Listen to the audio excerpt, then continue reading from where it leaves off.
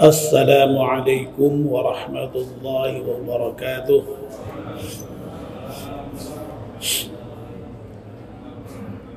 Bismillahirrahmanirrahim. Alhamdulillahi rabbil alamin. Wassalatu wassalamu ala ashrafil mursalin Sayyidina wa maulana Muhammad wa ala alihi wa sahbihi ajma'in, amma ba'd. Ibu-ibu, bapak-bapak dan saudara sekalian, jamaah salat maghrib Masjid At-Taqwa yang insyaallah dimuliakan dan dirahmati Allah Subhanahu wa taala. Alhamdulillah, kita panjatkan syukur kepada Allah Subhanahu wa taala yang pada malam hari ini atas limpahan rahmat dan nikmatnya kita semua bisa hadir di masjid, salat maghrib berjamaah, dan sekarang kita melanjutkannya dengan melakukan kajian ba'da maghrib. Kita mohon kepada Allah Subhanahu wa taala semoga seluruh rangkaian ibadah kita di malam hari diterima oleh Allah Subhanahu wa taala. Amin ya rabbal alamin. Mari kita mulai kajian kita dengan berdoa bersama-sama. Bismillahirrahmanirrahim. Asyhadu an la ilaha illallah wa asyhadu anna Muhammadar Rasulullah. Raditu billahi rabba wa bil islami dina wa bi Muhammadin nabiyya wa rasula. Rabbi zidni ilman nafi'a warzuqni fahman wa hukma wa alhiqni bis salihin. Amin. Mohon bacaan surat Al-Fatihah sekali untuk pengarang kitab Nafsahul Ibad dengan iringan doa, semoga kitab yang kita baca ini bermanfaat untuk kita semuanya. Ala hadhin niyah al-Fatihah. A'udzu billahi minasyaitonir rajim. Bismillahirrahmanirrahim. Alhamdulillahi rabbil alamin, arrahmanir rahim, maliki yaumiddin. Iyyaka na'budu wa iyyaka nasta'in. Ihdinas siratal mustaqim. Siratal ladzina an'amta 'alaihim ghairil maghdubi 'alaihim waladdallin. Amin. Bapak dan Ibu, kita masih melanjutkan kajian kitab Nafsahul Ibad. Kita masih membicarakan makalah yang pertama dari bab rubai, bab yang isinya 4 poin nasihat. Makalah yang pertama ini merupakan dawuhnya Kanjeng Nabi Muhammad sallallahu alaihi wasallam yang merupakan nasihat beliau kepada Abu Dzar Al-Ghifari, salah seorang sahabat beliau. Dawuhnya Kanjeng Nabi, ya Aba Dzarrin jaddidis safinata fa innal bahra amiq wa khudhiz zada kamilan fa innas safara ba'id wa khaffifil himla fa innal aqabata ka'ud wa akhlisil amala fa innan naqida basir. Wahai Abu Dzar, perbauirah perahu, sesungguhnya lautan itu sangat dalam. Lalu yang kedua, carilah bekal yang banyak, yang sempurna, karena perjalanan di akhirat nanti sangat panjang, sangat jauh. Wa khafifil himla fa innal aqabata ka'ud, dan peringan beban karena sesungguhnya jalan tanjakan itu sangat susah untuk dilalui. Dan yang terakhir, wa akhlisil amala fa innan naqida basir, dan ikhlaslah dalam beramal karena sungguhnya Allah zat yang maha meneliti itu sesungguhnya maha melihat. 3 poin nasihat yang pertama sudah kita bahas.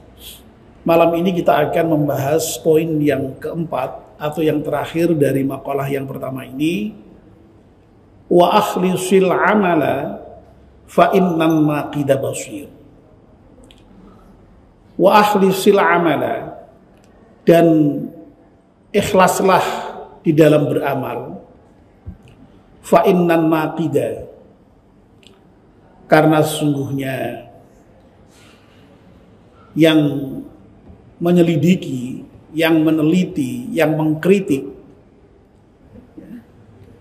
Nah, an-naqid di sini ini yang maha meneliti ini oleh Imam Nawawi kemudian diberi penjelasan ayil mu'tabiral mumayyiza.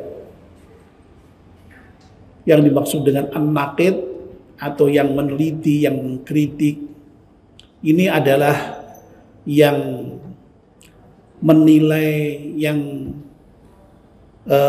membedakan bainal hasani wal qabihi, antara yang baik dan yang buruk. Ya. Wa huwallahu ta'ala. Dan yang dimaksud pengkritik di sini, penyelidik di sini, peneliti di sini adalah Allah Subhanahu wa ta'ala. Nah, Allah Subhanahu wa ta'ala, zat yang menyelidiki, yang mengkritik, yang meneliti ya, amal kita semua itu, basirun, maha melihat. Nah, maha melihat ini, basirun ini oleh Imam Nawawi diberi penjelasan ay muttali'un wa muraqibun li jami'il ahwali. Maksudnya bahwa Allah itu adalah zat yang maha menelaah, ya, mengkaji, ya, melihat, wa muraqibun, maha mengawasi, ya, li jamil ahwal, terhadap seluruh tingkah kita, perilaku kita, ya, seluruh keadaan kita.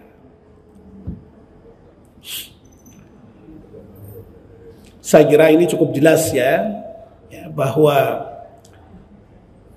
Rasulullah SAW memberikan nasihat kepada Abu Dzar supaya di dalam beramal itu ikhlas. Ya. Karena apa? Karena seluruh amal kita itu dilihat oleh Allah, diawasi oleh Allah. Ya, sehingga kita ini ya memang harus punya perasaan ya untuk selalu diawasi oleh Allah itu, selalu dilihat oleh Allah itu, selalu dinilai oleh Allah itu. Ya. Kalau secara teknis di dalam kajian akhlak itu, hendaknya kita ini memiliki sifat muraqabatullah, yaitu ya, muraqibun, karena Allah itu maha muraqib, zat yang maha mengawasi, makanya kita harus memiliki sikap muraqabatullah, senantiasa merasa diawasi oleh Allah. Karena apa? Ya karena Allah itu maha melihat, Allah itu basirun, maha melihat, alimun, maha mengetahui, ya. Dan tidak ada satupun tingkah kita, satupun amal kita, satupun perilaku kita yang tidak dilihat oleh Allah, yang tidak diketahui oleh Allah. Allah bahkan dengan tegas menyatakan ya, alimul ghaibi wasyahadah, ya. Yang terang-terangan ya Allah tahu, yang disembunyikan Allah ya tahu. Ya. Yang gaib, yang samar itu Allah tahu. Ya. Apalagi yang terang-terangan. Ya. Wong yang rahasia aja itu Allah tahu. Makanya dalam ayat yang lain itu Allah dengan sangat bagus mengilustrasikan ya'lamu kha'inatal a'yun wa ma tukhfis sudur. Ya.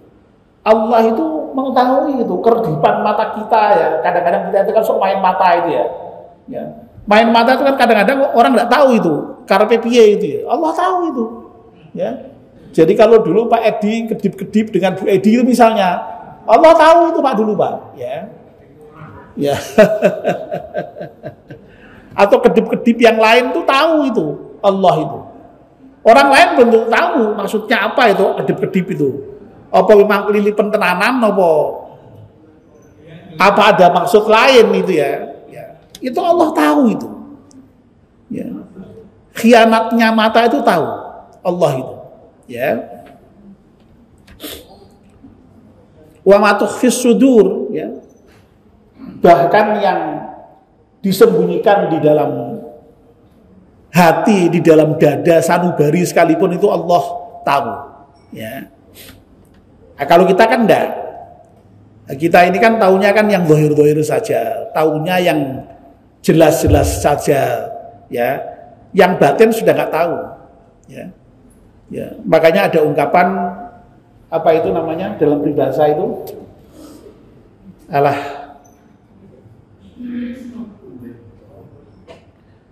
yang menggambarkan betapa dalamnya laut itu loh. Dalamnya laut bisa diduga, tapi dalamnya hati siapa tahu, ya kan begitu itu ya. Ada ya peribahasa seperti itu ya. Nah ya, itu menunjukkan betapa manusia pengetahuannya sangat terbatas itu, ya. Makanya kita tidak boleh menduga-duga itu ya, apalagi menduga yang suk-suk itu. Makanya kemudian ada istilah suudzon, tidak boleh itu ya begitu, ya. Jadi kalau yang jelas-jelas saja silahkan, tapi kalau hanya duga-duga jangan, ya. Apalagi dzon-dzon yang ya, sehingga suudzon itu tidak boleh gitu. Kita makanya diajarkan untuk husnudzon saja, ya. Itu kita. Tapi kalau Allah enggak, Allah itu tahu segalanya. Allah maha melihat, Allah maha mengawasi, Allah maha memeriksa, ya. Sehingga tidak ada satupun yang lepas dari pengawasan Allah. Tidak ada satupun yang lepas dari penglihatan Allah Subhanahu wa taala. Ya. Ya. Nah, makanya sekali lagi ya, karena Allah itu maha melihat, muraqibun itu tadi itu, makanya kita itu hendaknya memiliki sifat yang kemudian dikenal dengan istilah muraqabatullah itu, ya, senantiasa merasa diawasi oleh Allah itu. Bapak-bapak dan ibu-ibu itu kalau merasakan bagaimana muraqabatullah itu rasakan ketika sedang berpuasa itu loh, ya. Kalau kita sedang berpuasa itu insya Allah kita dilatih sedemikian rupa memiliki sikap atau jiwa yang disebut dengan muraqabatullah tadi itu. Lu bayangkan ya, kalau kita puasa itu, ya, mengapa kita itu kok meskipun toh nggak ada yang tahu, kok kita itu tidak mau makan, tidak mau minum itu, ya, meskipun laparnya kayak apa? Ya. Karena apa? Karena yakin, ya, mbok sembunyi kita kayak apa, ya, ya sudah delik sekalipun, itu, ya orang bisa nggak tahu, istri kita bisa nggak tahu, anak kita bisa nggak tahu. Ya, tetangga kita bisa nggak tahu, teman sekantor kita nggak tahu, tapi Allah maha tahu. Allah maha tahu. Ya. Itulah sikap muraqabatullah. Sehingga karena begitu, ya, maka kemudian Kanjeng Nabi Muhammad SAW ketika menasihati Abu Dzar itu nasihatnya, karena Allah itu maha tahu, maha memeriksa, maha mengawasi seluruh perilaku kita, maka kita ini ketika beramal hendaknya betul-betul ikhlas, ya. Ikhlas itu di dalam beramal semata-mata lillahi ta'ala, karena Allah Subhanahu wa ta'ala, ya. Termotivasi oleh Allah Subhanahu wa ta'ala, bukan karena yang lain, ya, ya. Jadi semata-mata yang dicari itu ridho Allah Subhanahu wa taala. Ya. Ya memang apa namanya, kemarin kayaknya Pak Hamzah tanya itu ya, kalau misalnya berbuat sesuatu kok ada maksud lain, itu apakah masih bisa dikatakan ikhlas? Karena ikhlas itu harus murni karena Allah ya. Nah itu memang cukup pelik itu ya untuk mengkaji itu lebih dalam ya. Tapi pada umumnya memang ikhlas pada tingkatan yang tertinggi itu ya memang tidak ada motivasi lain, tidak ada maksud lain kecuali lillahi ta'ala. Sudah tidak mikir apapun. Ya. Ya. Tetapi ketika kita punya tujuan-tujuan tertentu, yang tujuan itu dalam rangka untuk kepentingan akhirat, ya itu sejalan dengan apa yang memang diajarkan Allah sendiri, ya tidak apa-apa. Ya. Ya. Memang idealnya itu murninya ya sholat, pokoknya lillahi ta'ala, wis ora mikir apa-apa gitu ya. Tapi kalau misalnya kemudian kita itu kok ketika sholat apa namanya masih mikir, ya Allah saya kepingin sholat, mudah-mudahan nanti kita dapat surga, semoga terhindar dari neraka, boleh enggak itu? Boleh, karena memang Allah sendiri mengajarkan kalau kamu sholat kamu akan mendapatkan balasan surga, kalau kamu tidak sholat kamu akan mendapatkan siksa neraka. Sehingga kalau kita kemudian ketika sholat itu dengan berharap apa pahala surga dan terhindar neraka, ya boleh, Allah sendiri mengajarkan seperti itu. Jadi untuk kepentingan akhirat itu kan ya. Nah untuk kepentingan dunia sekalipun, kalau kepentingan duniawianya itu masih di dalam kerangka yang memang juga diajarkan Allah sendiri, oleh Rasulullah sendiri, ya masih boleh gitu. Ya. Ya. Selama bukan untuk minta pujian ya. Lalu kemudian, tapi semua itu masih dalam kerangka Allah, ya itu. Bedanya di situ, ya. Jadi tujuan akhirnya tetap harus Allah Subhanahu wa taala, tidak boleh tidak. Ya. Contoh misalnya, kita sholat, kalau kita sholat nanti supaya kita mendapatkan ketentraman batin, boleh enggak itu? Boleh toh, memang sholat itu zikir, dan zikir itu oleh Allah dijamin kalau orang yang berzikir maka akan mendapatkan ketenangan batin. Ya, enggak ada yang salah kan? Allah sendiri memang mengajarkan kalau kamu sholat kamu akan mendapatkan ketenangan batin misalnya. Ya. Nah kalau kemudian niatnya sudah lain, wah aku sholat dan dipuji, wah kayak orang hebat, lah itu sudah jelas apa namanya tidak ada unsur ikhlasnya di situ. Itu sudah, lalu kemudian yang dicari pujian, yang dicari adalah supaya dilihat oleh orang lain sehingga kemudian disebut dengan riya itu, ya itu. Ya, jadi tapi yang paling tinggi memang nilainya ya ketika sudah tidak mikirkan apa-apa itu. Ya, seperti misalnya apa yang kemudian dilakukan oleh para sufi, ya. Kayak seperti Rabi' al-Adawiyah itu kan coba ketika dia melakukan perintah Allah, menjauhi larangan Allah itu bukan karena surga dan neraka, memang betul-betul karena cintanya kepada Allah Subhanahu wa taala. Bahkan dalam munajat-munajatnya itu sampai dia mengatakan, ya Allah kalau saya itu kok beribadah kepadamu hanya karena ingin masuk ke surgamu, jauhkan aku dari surgamu. Ya. Ya. Kalau aku beribadah kok hanya takut karena nerakamu, lemparkan aku ke nerakamu malah.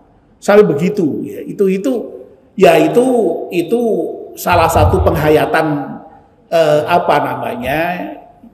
sufistik yang ya orang tertentu bisa mencapai sampai di situ. Tapi sekali lagi, kalau kita misalnya kok kemudian lalu sholat masih berharap surga, masih berharap dihindarkan siksa neraka, masih berharap mendapatkan ketenangan batin, masih berharap kemudian kita mendapatkan pertolongan Allah, ya.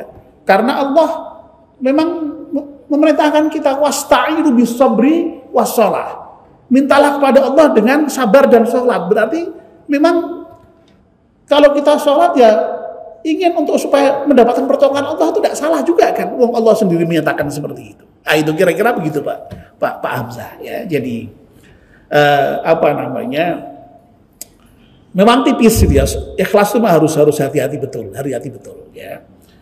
Jadi intinya niatnya itu kesemuanya dalam kerangka Allah Subhanahu wa taala. Jadi semuanya itu ujung-ujungnya itu ya, ultimate goal-nya itu ya Allah itu gitu loh ya. Tujuan-tujuan kecil boleh tapi semuanya harus di dalam kerangka Allah semuanya. Tidak boleh ada yang menyimpang dari kerangka Allah Subhanahu wa taala itu ya. Nah, insya Allah kalau kemudian ikhlas itu amal itu akan diterima oleh Allah Subhanahu wa taala. Nah, ini menarik ya.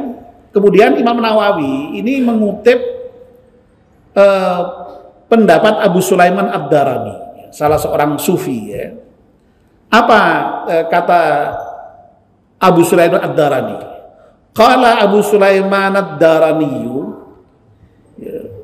Abu Sulaiman Ad-Darani dawuh, tuba berbahagialah liman tobat lahu khutwatun wahidatun, bagi orang yang bagus baginya ya maksudnya berbuat kebajikan baginya, khutwatun meskipun itu hanya satu langkah saja ya, wahidatun ya, khutwatun wahidatun satu langkah saja, fi umrihi di dalam umurnya, la yuridu biha illallah ta'ala, yang tidak dimaksudkan dengan perbuatan bagus tadi, perbuatan baik tadi itu illallah kecuali untuk Allah Subhanahu wa taala. Ya. Ini menurut Abu Sulaiman Ad-Darani itu Masya Allah ya, jadi orang itu kalau berbuat ikhlas ya, meskipun toh itu hanya satu langkah saja kebaikan ya, itu sudah beruntung orang itu ya. Ya. Sebanyak apapun kalau tidak ikhlas ya tidak ada maknanya ya. Ini maksudnya begitu, makanya harus ikhlas itu karena itu ya. Ya, sebanyak apapun kebaikan kalau tidak ada nilai ikhlasnya tidak dihitung oleh Allah. Tapi kalau ikhlas meskipun toh sedikit itu itu sudah membuat seorang beruntung. Nah, apalagi kalau banyak ikhlas, Masya Allah, ya lebih beruntung lagi. Ya. Wa ma'khadhu ya. Adapun Abu Sulaiman berkata demikian itu ya, apa yang disampaikan Abu Sulaiman Ad-Darani tadi itu mengambil ya, atau ambilannya adalah atau sumbernya adalah qauluhu sallallahu alaihi wasallam ya, dawuhnya Kanjeng Nabi Muhammad sallallahu alaihi wasallam li Muadzin kepada Muadz radhiyallahu anhu ya, wa anna, dan mudah-mudahan Allah meridai Muadz dan kita ya. Apa dawuhnya Rasulullah kepada Muadz? Akhlisil amala yudzika minhul qalil ya. Rasulullah pernah ngendikan kepada Muadz ya, yang dawuhnya adalah hendaknya kalian mengikhlaskan diri di dalam beramal. Kalau kalian beramal itu ikhlas, yudzika, maka Allah akan membalas amalmu itu ya, minhu ya, yudzika minhu ya, dari amal itu tadi itu ya, al-qalil ya, meskipun toh amal tadi itu sedikit ya. Jadi memang Rasulullah pernah menyatakan bahwa amal yang sedikit sekalipun kalau itu ikhlas, Allah akan membalas amal itu dengan balasan yang baik ya. Nah, lalu kemudian ya, ini mudah-mudahan selesai ya, singkat-singkat saja saya langsung bacakan saja. Wa qala asy-sya'iru Lalu kemudian Imam Nawawi juga mengutip salah satu syair yang disampaikan oleh penyair, ya, fardun 'alan nasi ayyatubu lakinna tarkadz dzunubi aujabu. Fardun 'alan nasi ayyatubu merupakan fardu bagi manusia untuk bertaubat, ya. Jadi kita ini wajib bertaubat. Lakinna tarkadz dzunubi aujabu, ya. Tetapi meninggalkan dosa itu lebih wajib lagi, ya. Jadi taubat sendiri itu wajib, tapi kalau bisa usahakan jangan berbuat dosa, kira-kira begitu, ya. Ya, jadi kalau sudah terlanjur berbuat dosa ya wajib tobat, tapi kalau bisa usahakan jangan berdosa, ya gitu, ya. Preventif jadinya, ya. Lakinna tarkadz dzunubi aujabu. Was-sabru fin naibati su'bun lakinna fawtat thawabi as'ab. Ya. Sabar di dalam menerima ujian, cobaan itu susah, itu berat. Ya. Lakinna fawtat thawabi as'ab. Tetapi hilangnya pahala itu juga malah justru lebih sulit lagi, lebih berat lagi. Artinya apa? Ya artinya ya mau tidak mau harus sabar, ya. Supaya dengan kesabaran itu meskipun toh berat, itu kemudian mendapatkan pahala. Ketimbang kalau kemudian tidak sabar lalu kemudian tidak mendapatkan pahala. Ya, jadi maksudnya itu ya intinya ya kita disuruh sabar berarti, ya. Karena kalau tidak sabar berarti kita tidak mendapatkan pahala, dan tidak mendapatkan pahala itu berat sekali itu, ya. Kalau orang sampai tidak mendapatkan pahala. Ya. Lalu berikutnya wad-dahru fi sarfihi ajib lakinna ghaflatan nasi ajab. Ya. Ya, ini syairnya ada beberapa bait ini, ya. Dan masa di dalam perubahannya itu ajib, ya, mengagumkan. Ya. Nah ini Imam Nawawi kemudian memberikan penjelasan, ya. Qauluhu wad-dahru fi sarfi ajib, ya. Jadi yang dimaksud dengan ad-dahru fi sarfi ajib itu ay annaz zamana fi taghayyurihi bil umuril haditsati ajib. Ya. Bahwa sungguhnya zaman di dalam perubahannya dengan berbagai macam hal yang baru itu mengagumkan. Waktu ini kan beredar sedemikian rupa, ya, yang kadang-kadang membawa perubahan-perubahan yang luar biasa, yang mengagetkan kita, mengagumkan kita, menakjubkan kita. Ya, banyak asalnya orang yang dulunya miskin, ya, iso dadi wong sugih, ya toh. Ning sebaliknya ada yang semula kaya raya jadi miskin, ya. Ada yang orang biasa-biasa tiba-tiba jadi pejabat, ya, ya. Tapi ada yang semula jadi pejabat, baru orang jadi pejabat terus jadi wong biasa sekali, orang ono sing ngurmati babar pisan, ya ada, ya, ya. Ada sing asalnya kiai, ya, tapi kemudian malah jadi ya. Jadi bekas kiai. Ning ada yang sebaliknya, ya, asalnya ya, nakal begitu malah jadi ustadz. Itu kan banyak yang seperti itu. Itu kan perubahan-perubahan seperti itu kan mengagumkan gitu bagi kita. Ya. Apa Pak? Jual es teh? Jadi jutawan, ya. Ya. Ya, itu perubahan zaman itu luar biasa, mengagumkan. Tapi kata penyair ini, lakinna ghaflatan nasi ajab. Ya.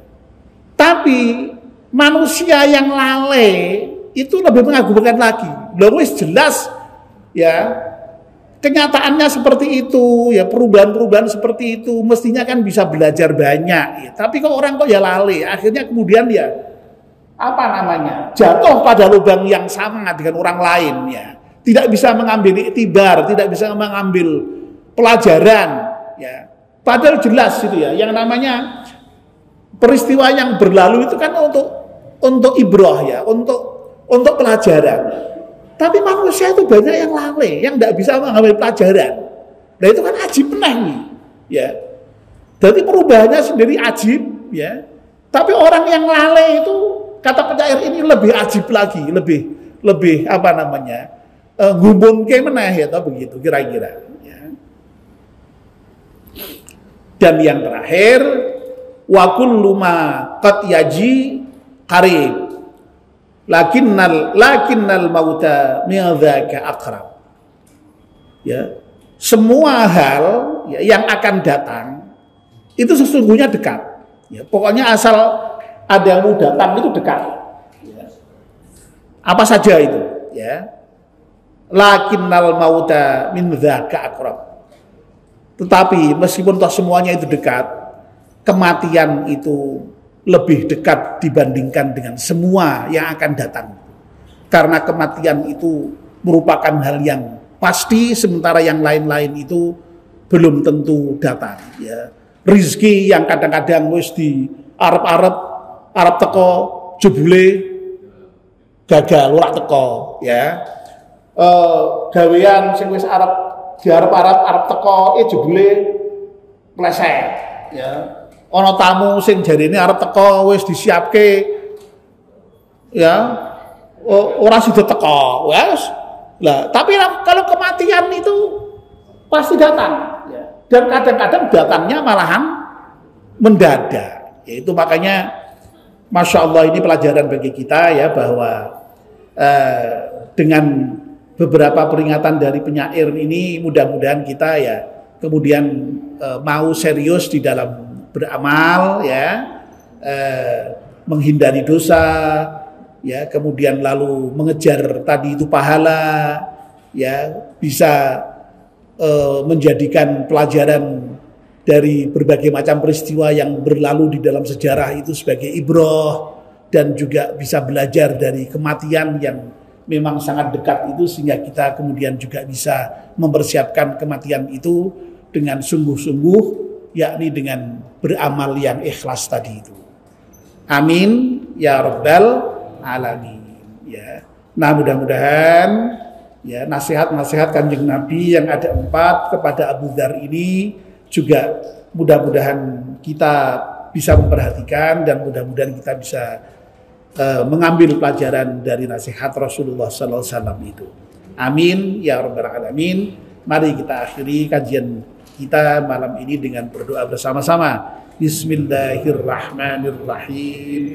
Wal 'ashri innal insana lafi khusrin illa alladhina amanu wa 'amilus salihati wa tawassaw bil haqqi wa tawassaw bis sabr. Subhanakallahumma wa bihamdika asyhadu an la ilaha illa anta astaghfiruka wa atubu ilaik. Wassalamualaikum warahmatullahi wabarakatuh.